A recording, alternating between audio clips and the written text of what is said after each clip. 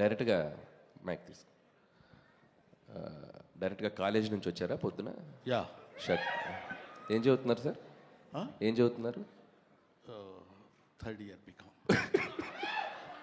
BCom third year. Okay okay. అంటే 5 years చదువుదామని అనుకున్నాను. Okay okay. ఇప్పుడు థర్డ్ ఇయర్లో ఉన్నాను. థర్డ్ ఇయర్లో.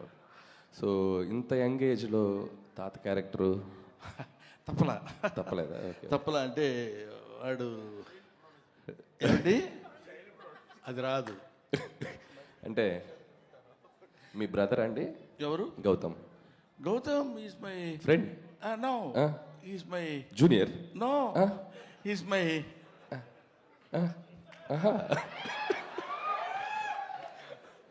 He's my bro.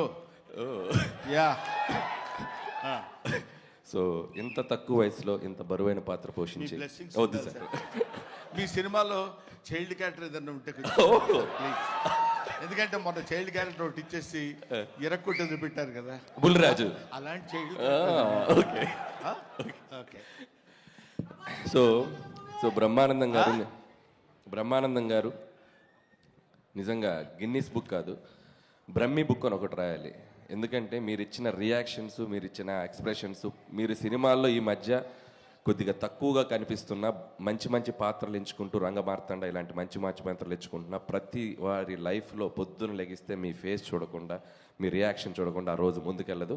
సో కాబట్టి బ్రహ్మీ బుక్ అని ఒకటి ప్రచురించి దాంట్లో మీ ఎక్స్ప్రెషన్ నెక్స్ట్ జనరేషన్కి ఇవ్వాలని నేను కోరుకుంటున్నాను. Thank you sir, thank you very much. So and ఈ సినిమా డెఫినెట్గా పెద్ద హిట్ అయ్యి బ్రహ్మానందం గారికి ఇంకా మనస్ఫూర్తిగా ఆయన ఇంకా బాగా హ్యాపీగా ఉండాలని మరొకసారి కోరుకుంటూ, సో టీం అందరికీ నా బెస్ట్ విషెస్ చెప్తున్నాను and wish you all the best. Thank you.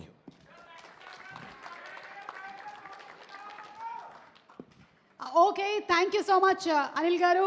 And child artist Brahmanandam గారిని త్వరలోనే ఆ సినిమాలో చూడాలని మేము మనస్ఫూర్తిగా కోరుకుంటూ ఉన్నాము. ఇక వెన్నెల కిషోర్ గారు